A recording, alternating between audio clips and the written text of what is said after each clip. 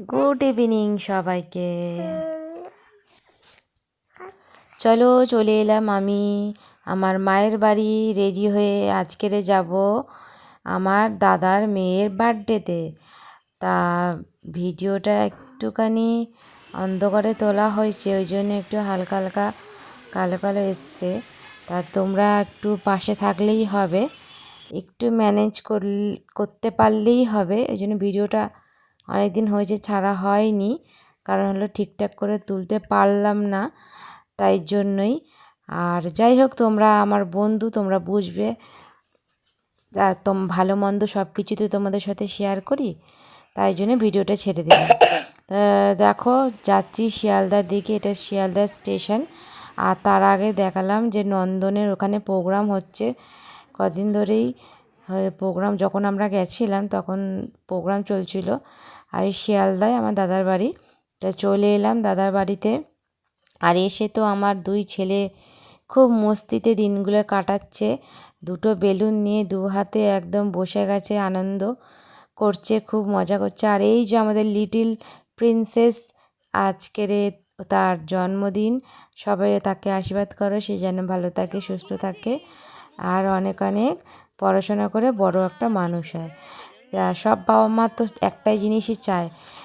তারপর মানে পরবর্তীকালটা কে দেখেছে, পরবর্তীকালে কে কী হবে না হবে সেটা পরের কথা, কিন্তু এখন তো ছোটোবেলাতে আমরা সবাই চাইবো যে সে ভালো হয়, যাতে সুস্থ হয়। তা দেখো চলে এলো এবার চা আর বিস্কিট খেয়ে নিলাম।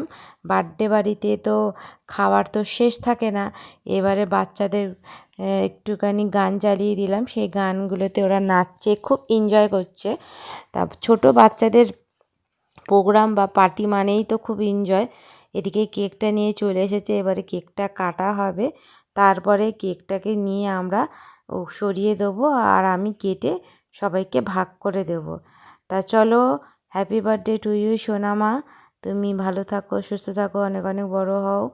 তা আমাদের সবার তরফ থেকে তোমার অনেক অনেক ভালোবাসা। তা দেখো কেকটা কেটে নিচ্ছে, কেকটা কাটা হয়ে গেলেই তারপরে কেকটা তুলে নেব। আর এই যে ম্যাজিক ক্যান্ডেলগুলো যতই নেভানোর চেষ্টা করছে বারবার জ্বলে যাচ্ছে, ও কিছুতেই নেভাতে পারছে না। ম্যাজিক ক্যান্ডেলগুলো এইরকমই হয়। আর কি সুন্দর সেজেছে না, প্রিন্সেসের মতো, পিঙ্ক কালারের একটা ড্রেস পরে। কেমন লাগছে অবশ্যই জানিও, আর লাইক কমেন্ট শেয়ার করতে অবশ্যই ভুলবে না। আমার বন্ধুরা সবাই জানি খুবই ভালো মনের মানুষ তোমরা। এই দেখো কেক না কাটতে কাটতে এই যে যে একটা স্নো আছে না, ওইটা দিয়ে দিয়েছে। এগুলো দিলে না একদম ভালো লাগে না, জানো তো, কেকের উপরে পড়ে কেমন একটা বিচ্ছিরি লাগে। আমি তো ওখানে সামনেই দাঁড়িয়েছিলাম, পুরো আমার মাথার চুল পুরো সাদা হয়ে গেছে। তা যাই হোক, কেকটা একটুখানি কেটে নিই, সব বাচ্চাদের মুখে দিচ্ছে। আর এদিকে আমি কেকটাকে বললাম যে আগে তুলে রাখ, একটু কেকটা ভাগ করে দেবো, নাহলে ওই স্নোটা দিয়েছে বারবার, ওই স্নোটা ফেলছে, একদমই ভালো লাগে না। তা সেদিকে সবাইকে আমি কেটে কেকটা দিয়ে দিলাম, আর আমি একটু দাঁড়িয়ে কেকটা খেয়ে নিলাম। কেকটা কি সুন্দর টেস্ট ছিল জানো তো, চকলেট কেক, খুব টেস্ট ছিল।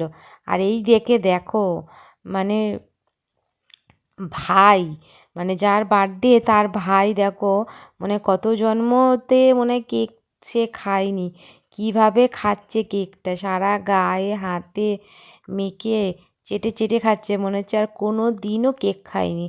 না যাই হোক, কেকটা কিন্তু খুব টেস্ট। তা কেকটা ও খাচ্ছে, খাক, আর এইদিকে আমরা চলো বাচ্চাদের সাথে একটু গেম খেলে নিই। তা বাচ্চারা একটু মজা করছিল, আনন্দ করছিল, আর একটু গেমও খেলছিল, ওই বেলুন পাস নিয়ে মিউজিক দিয়ে গেম খেলছিল, আর মিউজিকটা আমি চালু করে দিয়েছি। তারপরে রাত হয়ে গেল, চলে গেলাম ডিনার করতে। ডিনারের মধ্যে ছিল চিকেন কষা, রাইস, পায়েস, মিষ্টি, অনেক কিছুই ছিল।